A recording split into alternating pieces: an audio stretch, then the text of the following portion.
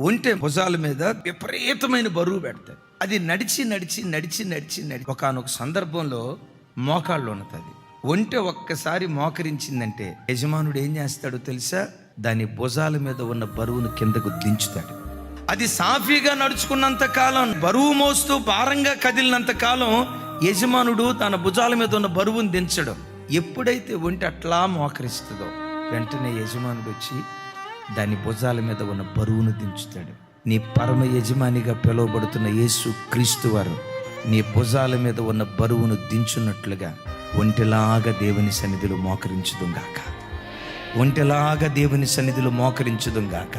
ప్రార్థన విషయంలో నువ్వు నిశ్శబ్దమైతే నీ జీవితంలో దేవుడు కార్యాలు చేసే విషయంలో కూడా నిశ్శబ్దమవుతాడు. నీ ఇంటిలో గణగణ గణగణమని ప్రార్థన ధ్వని మారుమోగుతూ ఉంటే పరలోకమందలి దేవుడు నీ పక్షాన పని చేయటం ప్రారంభించును గాక.